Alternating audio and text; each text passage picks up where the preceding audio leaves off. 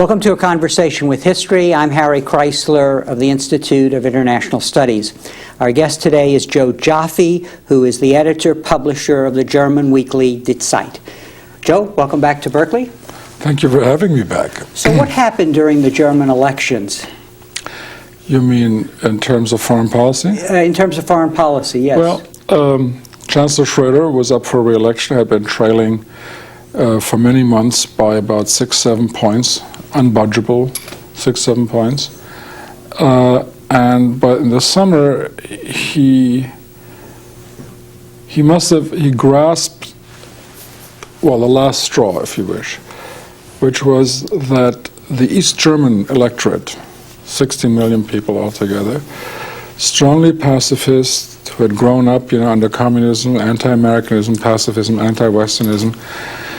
He thought, if our very volatile electorate said, here's a way to corral the East German vote, and so he shifted towards mildly anti-American pacifism by castigating Bush, castigating the war, proclaiming that though an ally, Germany would never support adventurism, quote unquote, and his ratings crept up. And then he kept going at it, all the way to saying that Germany would not even join the war with a clear UN mandate. And as a result, he just barely squeaked in, but he squeaked in, and so he was re-elected. That's what happened in the summer of 2002. Should we have expected this of him because he was a member of the 60s generation, or was he just being a pragmatic politician who was going where the votes were? Yes, a little yes to both, but another yes to a question which you didn't ask, which is, yes, we could have expected this not only for the biographical reasons, not only for the pragmatic reasons, but in the meantime, something much bigger had happened in world politics, namely the collapse of the Soviet Union on self-dissolution of the Soviet Union in Christmas Day 91, the lifting of an enormous strategic dependence that the Germans had on the United States throughout the Cold War for 40 years.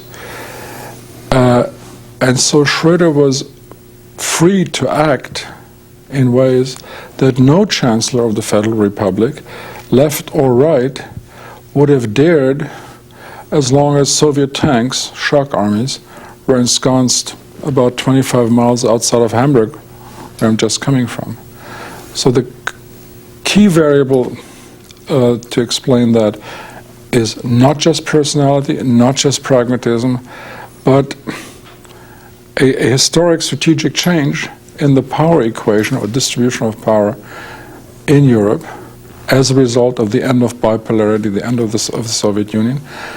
And that suddenly allowed German chancellors to act in ways they would not have acted, would not have dared act, while those shock armies were still poised to lunge across the Fulda Gap. Now, as a realist, I'm curious what you view as the consequences of his actions for Germany's relationship with Europe, actually, because in acting against the U.S. in this way, it had consequences for the other important relationship, the other important opportunity that exists at this historic moment. Well, you threw the word realism in this, at which point we should both pause and give praise to our teacher Ken Waltz. That's right. The greatest realist of all times, since Thucydides. That's right, and who just appeared on this program. Yes, so yes, this interview may very well appear after his interview, yeah, which should get you an A+ in some future grading system, right? So let's have a little paean to our teacher Ken Waltz. As a realist, we would have to analyze the situation by transcending, as I said just a few minutes ago, transcending both personality and politics and ideology. And we have to look at how the structure of power in the world has changed. I think what we've seen in the last several months was the attempt, maybe the birth or the attempt at birth, if I may use that strange neologism, of a new international system. Bipolarity was lost. Unipolarity with America on top of the power heap remained, as the term "last remaining superpower" indicates. And what we now see, I think, is the attempt at restoring or recreating a more multipolar system. At least a system where excessive American power, is balanced by the others. It's, to put it very, in more journalistic terms, it's the attempt by the lesser nations to put the ropes back on Gulliver.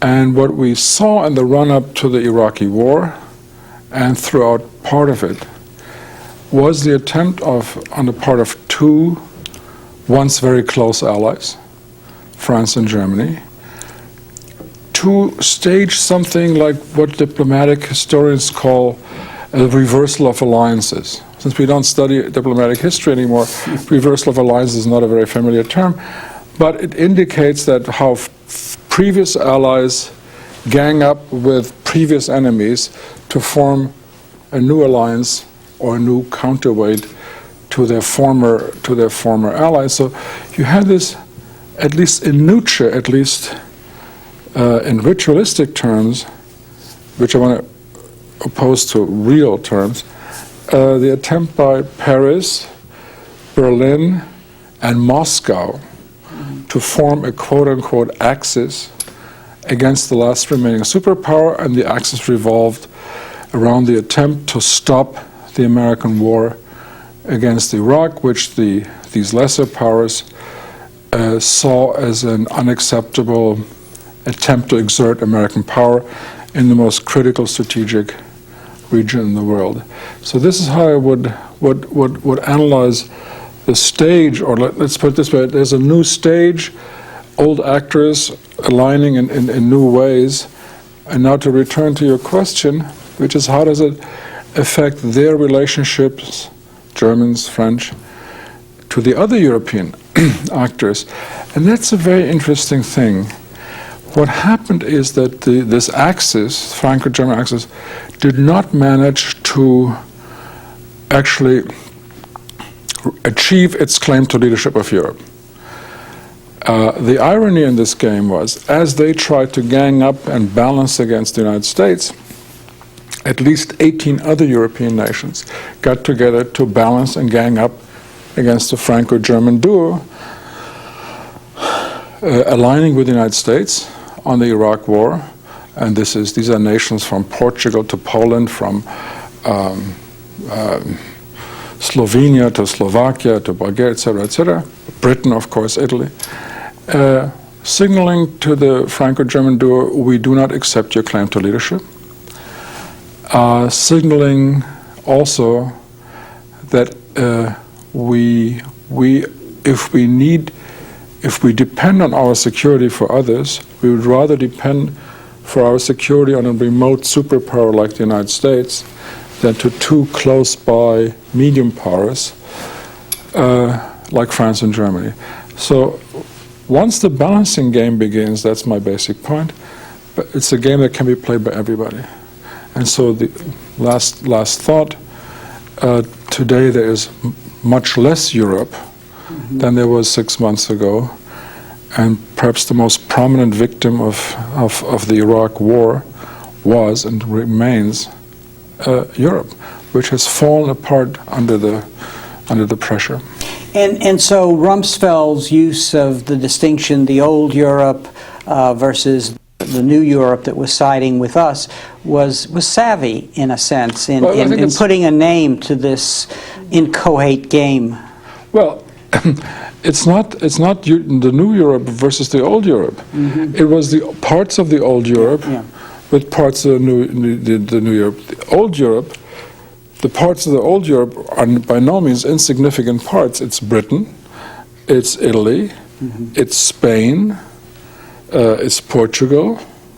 So we have four significant members of the old of the so-called old Europe, aligning themselves with so many members of the new Europe. So, but they are new in the sense that if they're with the United States, they're thinking new, no matter their historic origins. I guess maybe Rumsfeld and see, that's a Rumsfeld thing. Look, the problem with Don Rumsfeld is that he'd rather lose a good friend than a good phrase.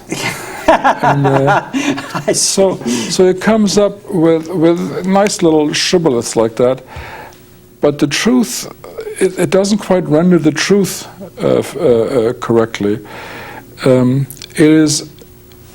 There's a lot of the old Europe in this new Europe, in the sense that, like the old Europe of the Cold War, these new European nations, these newly sovereign European nations, want to stick or go back to the oldest tradition of post-war Europe, which is to view the United States not as an imposition or a neo-imperial power, but one where their security is being taken care of more reliably than by Europe itself. So in a way, the new Europe harkens back to an old, that is a 40-year-old Cold War tradition, which is that we think that the United States is certainly a power in Europe, if not a European power.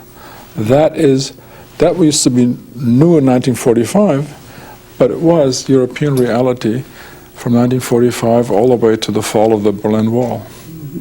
So I guess the next question, let's go through some of these institutions before we move into talking about where you think the world is going.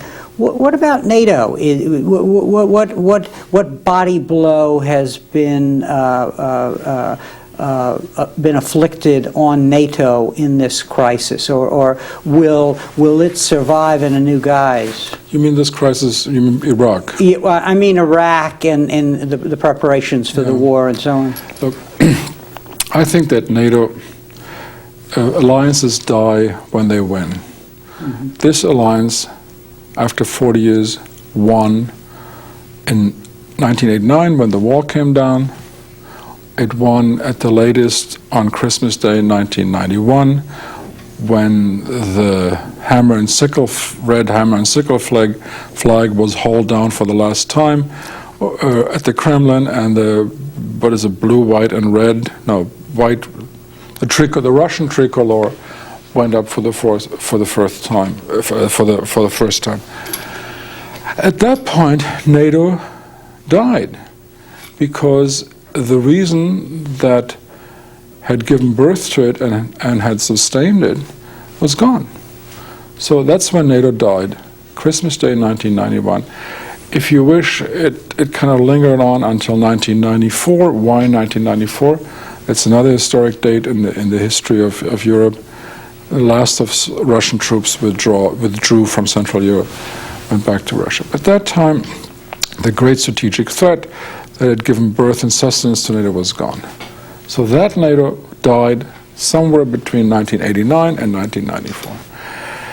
That was the biggest body blow, to pick up your term, and it was the body blow paradoxically delivered by its historic success. And since then, a new NATO, let's call it NATO Roman II, has emerged. And that is what I would call alliance a la carte or ad hoc alliance, or what Don Rumsfeld calls the coalition of the willing, where the United States in 95 in Bosnia, in 99 in the Kosovo, kind of picked a la carte an alliance of the willing, which supported the war against Slobodan Milosevic. Again, after 9/11, another coalition was formed, but it was not NATO that bestrode the battlefield in Afghanistan, But again, a coalition of the willing, mostly drawn from NATO, but not only. And if you now get to the Iraq War, NATO simply played zero role. The United States picked a very small coalition of the willing, consisting of the Brits, the only ones who are really fighting, plus symbolic well, the Australians, by the way, are fighting, have been fighting, and the Poles, 200 Poles, and some Danes, etc., etc. So, in conclusion, NATO as an apparatus, where people interact, train with each other, speak the same language, work for interoperability, it's kind of going to consist, but it's going to be a la carte. But it's no longer going to be the NATO that obeyed the Three Musketeers principle, all for one and one for all. It's a la carte and ad hoc. Just as you were talking, you ticked off a number of events that which we focus on and say, aha, the world has changed. But in fact, an international relations theorist like yourself really sees more maybe going on behind the scenes than is revealed by a particular event. So let's talk a little about kind of the global trends and whether you see an overthrow of the state system being mistaken for the real reality, which is the real emergence of the unipolar world in which the United States is at the top of the heap.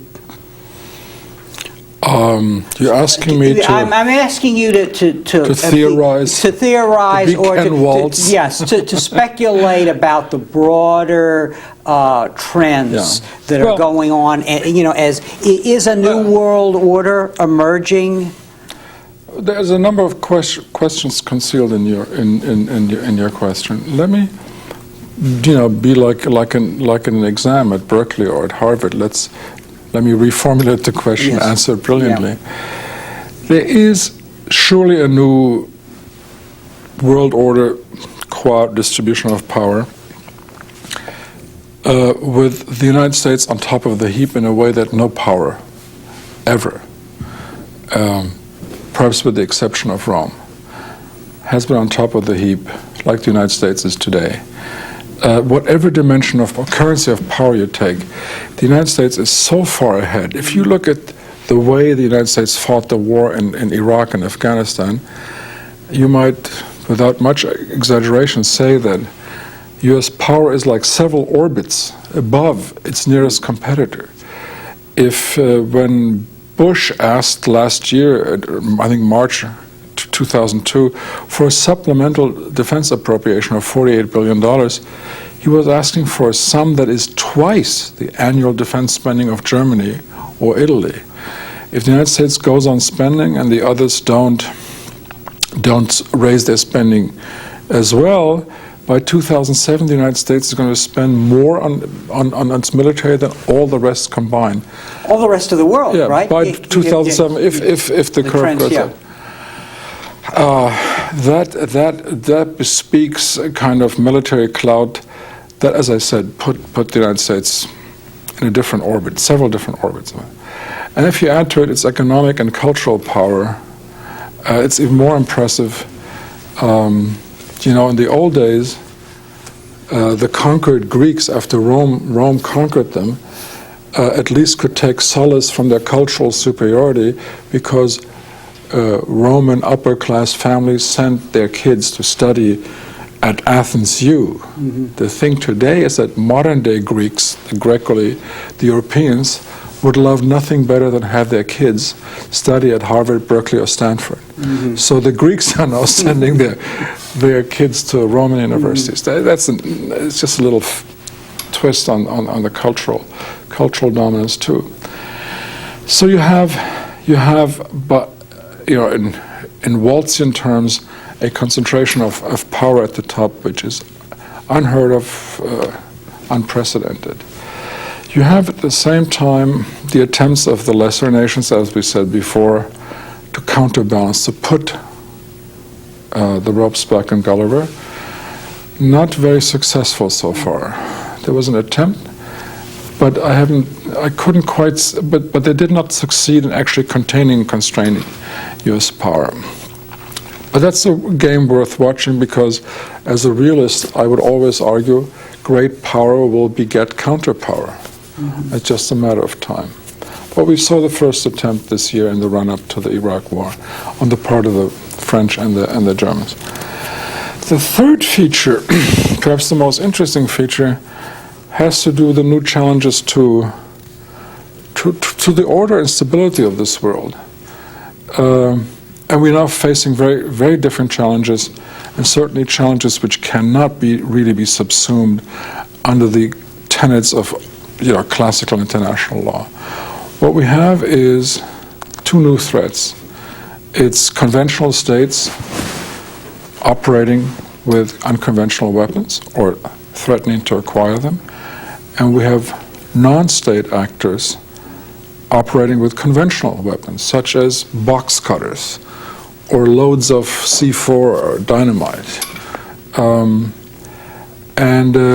These two issues cannot be easily taken care of by what we call the Westphalian state system, which was based on absolute sovereignty, on non-intervention, on the hard shell of national borders, where we didn't care what went on inside. We only cared about the behavior of those states, billiard balls on the outside. Now we have a terrorist movement capturing a state like Afghanistan. Mm-hmm. Or we have terrorist movements that don't have an address or a face. So classical deterrence doesn't work. So you have to shift towards prevention. And we have states, conventional totalitarian states like Iraq, going for non-conventional weapons. And again, the question is, do we have to wait till we absorb the first blow? Or can we act preventively? And so these are some of the philosophical and legal issues which we've seen bubble up in the Security Council. And all I would like to say now is that the conventional answers of international law simply do not work on those two cases that I just mentioned. Conventional states acting with non-conventional weapons and non-conventional actors like Al-Qaeda acting with conventional weapons.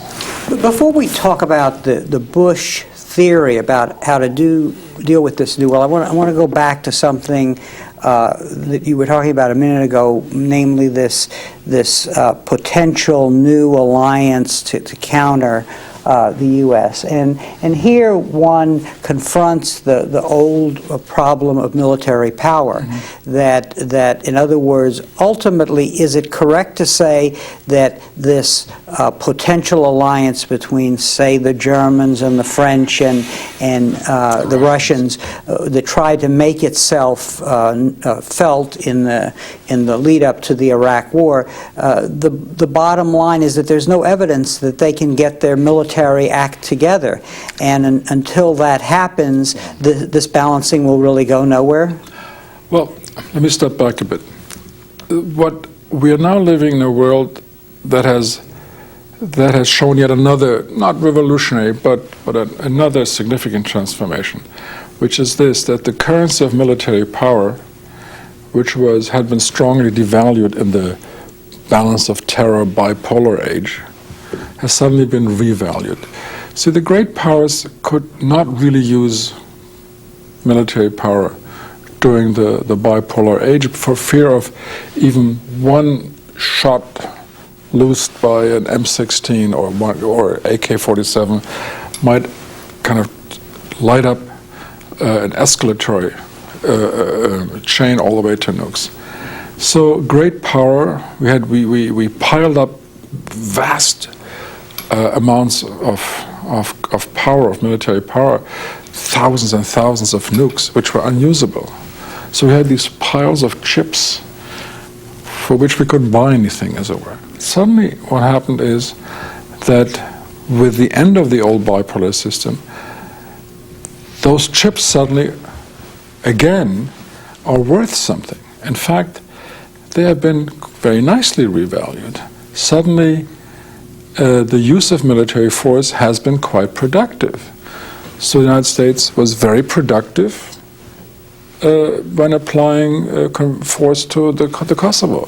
Slobo fell. He's now at the Yugoslav tribunal. It was very productive in Afghanistan. The Taliban regime fell, and Al-Qaeda, which had captured that state, hijacked that state, is gone. And force was impressively productive in the Iraq War. Now, having said that, we now go back to your question.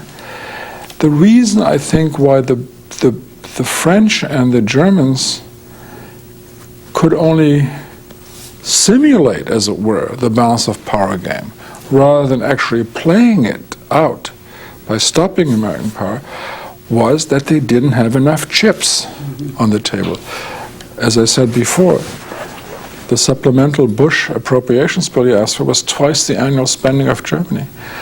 And as long as these two nations, as long as France only has one measly aircraft carrier, as long as the Germans are seriously overstretched by having placed about 10,000 people in Macedonia, Kosovo, and Afghanistan, these two nations can't play at the same poker table as the United States does. And so in a way, nor can the Russians, by the way, whose army has simply evaporated. So in a way, the Europeans are trying to have their cake and eat it. They want to keep their national armies, and on the other hand, on the economic realm, to deal with the threat of globalization or of American economic power, they feel that they have to unite, but they can't put those two things together. Right? I mean, in other words, no French army or German army is ever going to be able to match the United States. Conceivably, a European army could, but that's not going to happen. Well, if you total up the numbers, you tally the numbers, the Europeans have as large an economy as the Americans do. They have more men and women by now under arms. They probably have more tanks and more everything. If you sum them, if you add them all up between Poland and Portugal. But as we have had so many occasions to note, this is nothing if you can't subsume these resources under a common will, and that common will is not there. And I think it is harder now after the fissures that opened up in Europe in the run-up to the third Gulf War. Given those fissures, it's even harder for me to see how that common will can be achieved. Or let's put it this way: in a world in which the discipline of bipolarity has fallen away and has given more freedom to states, of course, it has also given more freedoms to all the European states. To play their own games and to pursue their own interests. So the answer of Europe, speaking with one voice, now it looks to me even more implausible than it ever did before. So let's go back to this new problem set that you were talking about, and I would like to get your assessment of what has emerged as the new doctrine, the Bush Doctrine, which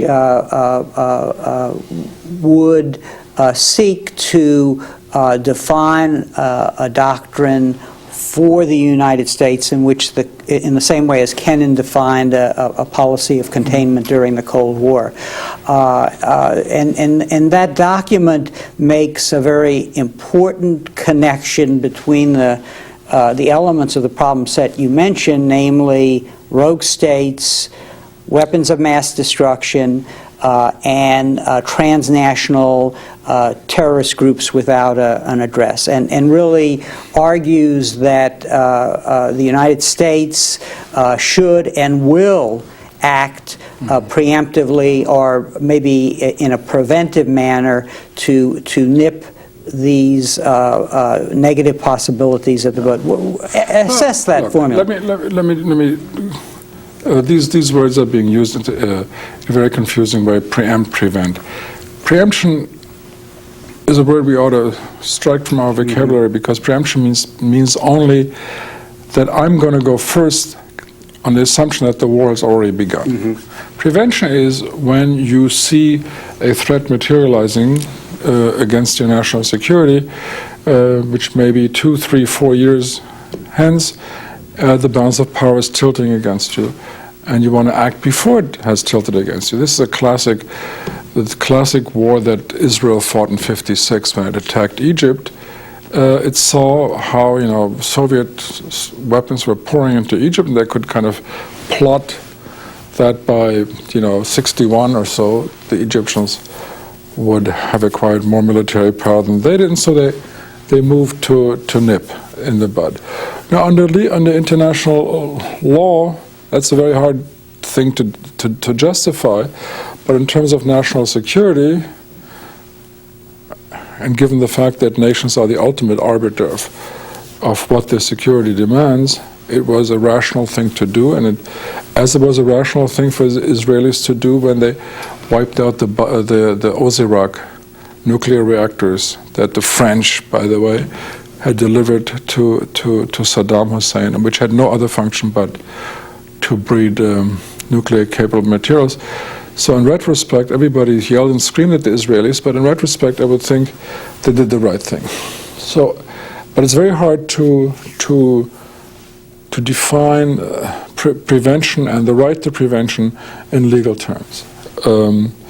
We certainly don't have the idea of prevention in our domestic legal codes, but we don't need to, because if I see that my neighbor is stockpiling AKs in his basement and he kind of brandishes at me every day across the fence, I can go take him to court. You don't have a court in the international world. Now let me shift to something else. So Bush says from this new situation, we derive a right to prevention, but I would turn it around, especially when it comes to terrorism. Prevention in the realm of terrorism is the essence of good police work. In fact, all police forces all over the world act on the basis of prevention. It's better to break up the gang before it robs the bank. It's better to break up a conspiracy before it blows up the Capitol. Prevention is the essence of good police work. But good police work in this case means the closest and most sustained cooperation with other nations. That's what's missing in the Bush Doctrine. Let me give you a very simple example. As we sit here and talk, there are U.S. FBI and customs officials ensconced in the port of my hometown of Hamburg, diligently and cooperatively working with German customs agents, checking containers for terrorist contraband bound for the East Coast. That's the essence of preventative work, and the essence of that is cooperation with others, with the largest number of nations, police force, intelligence force, what have you. So, and that's something that the Bush Doctrine simply doesn't take account of. The idea is that the United States, being so powerful, so excessively powerful as we've described it earlier, need no longer take any recourse or need no longer take any succor from others. And that's where which is logically and in practical terms, it's wrong. You need all the friends you can get against enemies with a shadowy face and no address and no return to sender, place where you can punish them or deter them. So to repeat the same point in the strongest possible terms, it's precisely because of the nature of these new threats like terrorism that you need more cooperation with other states rather than less. That's another paradox of 21st century power. And how do you account for this failure to see the importance of cooperation? Is it this particular American regime, or is it a byproduct of having all of this power? Maybe all of the above. Surely Gulliver suddenly liberated from the ropes or the disciplines of bipolarity, seeing its power that had always been kept in abeyance suddenly buoyed up or revalued, or whatever metaphor you want to use. Yeah, I can dig it, as we used to say, that the Bushes and the Cheneys said, hey, we are Mr. Big. We are the biggest gun in town. We've driven the bad guys out. And there's nothing that is not in our power to do. So that's the structural reasons. That would have impinged on any American government. But there may be something else in this administration which distinguishes it, I think, from the Clinton administration. I mean, the Clintonistas, after all, already existed in that post-bipolar world, with the ropes having fallen away from Gulliver. And yet, maybe it was the Renaissance weekend writ large, a schmooze fest writ large, and they kind of easily transpose it into national politics. These dudes just talked a lot more with friends and allies. But by the way, so did Jim Baker and Bush Père. So is it a difference of noblesse oblige, maybe, that if you are that way and have all the power, you still are in a way respectful of those who have lesser power, and that's all for the good, because in fact you need practical things from these people in terms of intelligence cooperation. I think your question is right on the mark. For American power to prevail, sine die, I think a measure of self-containment is required, or what you call noblesse oblige. Because I'm so incredibly big and strong, I will not brag or demonstrate. Brag about and demonstrate this power. It's enough that I have it. Power, by the way, is when you don't have to use it. The moment you have to kind of use it and threaten and bluster, you've already lost part of it.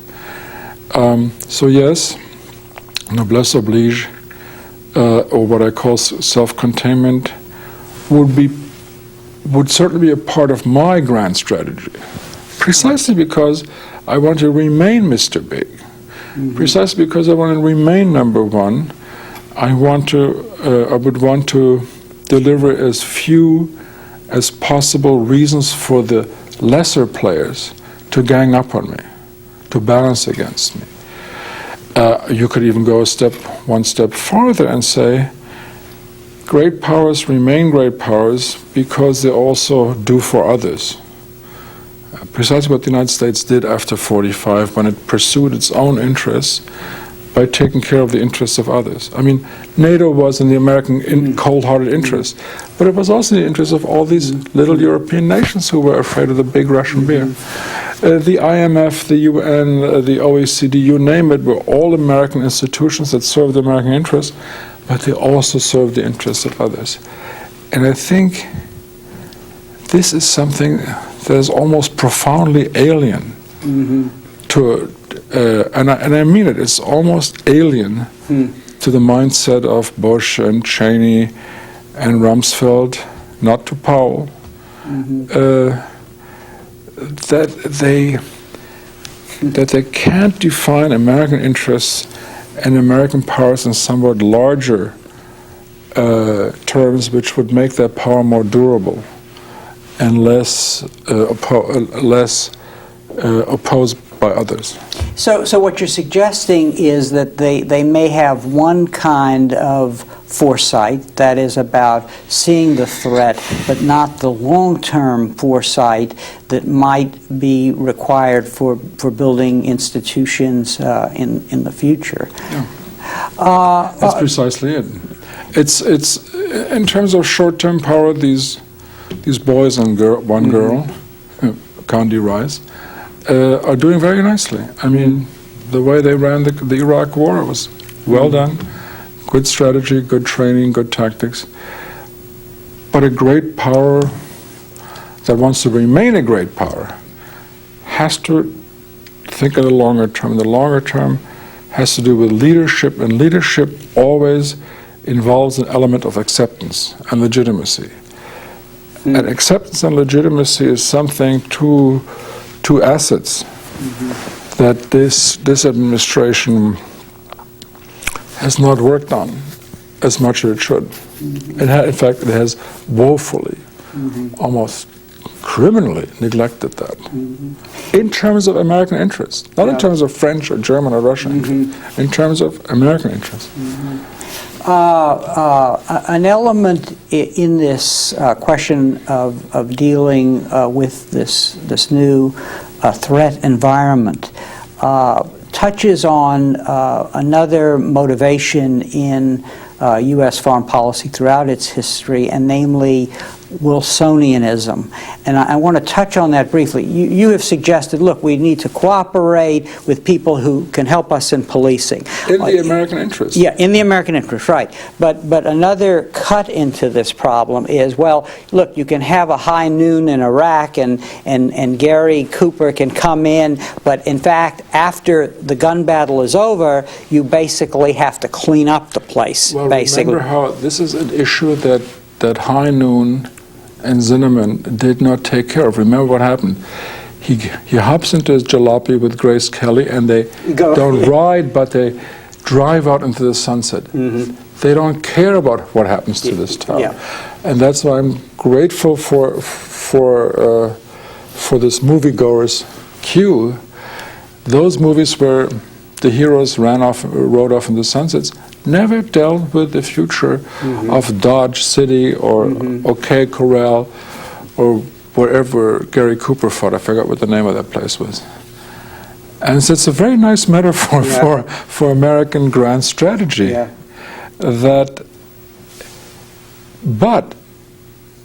last time around, and that was the beginning of the golden age of American diplomacy, in 1945, Gary Cooper and Grace Kelly did not hop into their little jalopy. They stayed. They built institutions.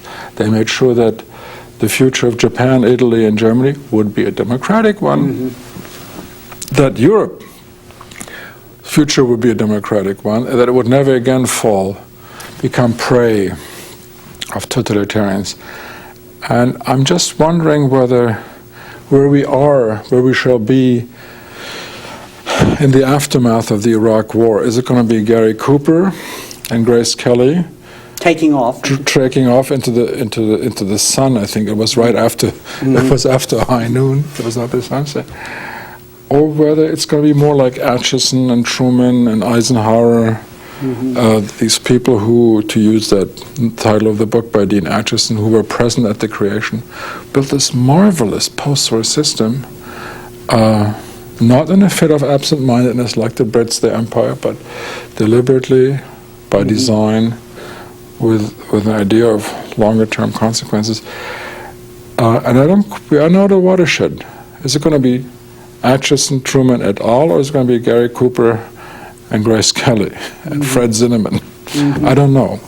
And in fact, it's cooperation that is really required. If you're going to do this kind of building of these, the rebuilding in these places. Well,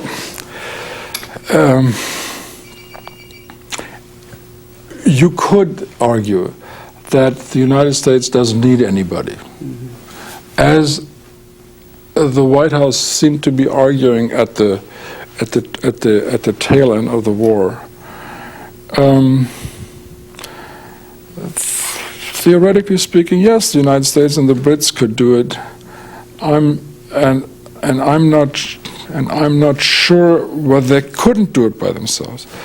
But my hunch tells me the more you have, the more additional nations you have in the game, the more legitimacy this war, the post-war, would acquire.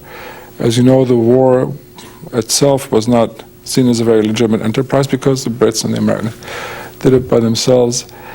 It's going to be an interesting test case. I can't predict this, whether Reconstruction will best be done by those who fought the war or by a larger coalition. I don't think the UN should do it, because the UN has been singularly unsuccessful in the Kosovo and in Serbia and in Bosnia, what have you, in quote-unquote nation building. But I would, on balance, I would choose a larger coalition rather than a coalition of two. Mm-hmm. At the core of the set of problems that we're dealing with now is this Arab/Muslim world of authoritarian regimes, denial of human rights, a lack of development, and so on. Huntington has suggested in a broader theoretical statement that there's a clash of civilizations. What is the way, as we're talking now about the moving beyond the high noon element in the problem, what is the answer to solving this regional conundrum, where a number of the members of the axis of evil and lesser members of that axis are in that region? This is an answer that lends itself to a number of racist answers. One racist answer says, that's the Arabs are what they are. They're beyond change. We have to either accept it or fight them or leave them alone. It's the racist/multiculturalist answer. It says, this is what the culture is like. It's not amenable to change, and we ought to respect it as such. The other quote-unquote racist answer might be, well, precisely because they are what they are, we have to, as McKinley put it with respect to the Filipinos, we have to take our little brown brethren in hand, uplift them, civilize, and Christianize them. Conveniently forgetting that the Filipinos had been Catholics for the last 2 or so centuries. Here's my take, with all due caution. I think we have a problem in the Arab Middle East, and I distinguish it deliberately from Islam as such, because by the time you get to Iran, you already have a different picture, which in modern day terms is a highly dysfunctional political culture. Doesn't deliver economic growth that keeps up with even population growth. It doesn't deliver a modicum of kind of participation. I'm not talking about, English liberties, but a modicum of participation, or a modicum of communal equality, say equality of the sexes or tribes or religions, other than Sunni religion. And I think these pathologies or dysfunctionalities have bred, were the underlying reason for 9/11. It is, zillions of youth without a perspective on the future because there are no jobs. It is societies which are kept in check, as, say, Egypt and Saudi Arabia, by deliberate fostering of anti-Americanism, anti-Semitism, really anti-Semitism, not just anti-Israelism. So these functionalities have kind of spilled out into the larger realm. And if this analysis is correct, we have to deal with the dysfunctionalities. I don't think it's enough to just contain the neighborhood. We did contain the neighborhood for the last 50 years, but now it's beginning to spill out. So, if this premise is correct, then it follows that we have to intrude, the West, intrude in this culture to create some of those minimum quantum of participation, economic growth, and so on. So, if the premise is correct, that follows necessarily. Now you'll ask me, can we do it? Is Arab society amenable? I don't know, but I would think that given the threats that have emanated from this dysfunctional world, we have to do something about it. Not to recreate Westminster democracy or the American Supreme Court or, the Fifth and the 14th Amendment, but something that's going to take the pressure out of the system. That is going to set in motion some economic reforms, some political reform. That's the impetus that follows from this analysis. But I honestly couldn't tell you whether it can be done the way it was done in Japan and Germany. Nobody would have thought in 1945 that the Germans would ever become the kind of liberal, emblematic liberal democracy that they have become in the year of the Lord 2003. In 1945, they would have said you're crazy if you predict that. But then we know the differences between European culture and American Arab culture, etc., etc. So. As we come to the close of the interview, I can't help asking you something. The insights which you've shared with us just now, I think, draw on the binational nature of your background. Born in Germany or raised in Germany and educated in the United States. By the best, like Ken Waltz. That's right, and by one of the best universities, Harvard, not one Berkeley. Of the best? That's right. Why one of the best? Because we're at Berkeley. At Harvard they call Berkeley none. I see. We call Harvard the Berkeley of the East. But I want to but I want to pursue another point here, which is you also are part of two professions, in the sense that you are an international relations specialist, published, taught at major universities, but you're also the editor of a major weekly in Germany. So I'm curious, very briefly, how do you think the field of international relations has evolved in our time to address on a theoretical level these kinds of issues? And secondarily, I'm interested in how journalism is doing its job. I ask this question because as we adapt to this new era and we have to criticize policies, really education is very important, public education is very important. So that's a big mouthful of a question, but I would be interested in your insights. Journalism, the best thing you can say about journalism is that we write the first draft of history. And as you know, as a scholar and historian, the first draft of history is, in most cases, not good enough. But it works very nicely for a while, until scholars take over and start constructing a larger picture than what we can do in our kind of breathless daily or weekly pursuits. But go back to international relations. I wish we are at on the threshold of a new international system. Let's call it this. It's the passage from bipolarity to unipolarity to what? Back to multipolarity, balance of power. We are facing different threats. We've mentioned them. Conventional states using unconventional weapons and non-conventional actors using conventional weapons. International law is being affected by this.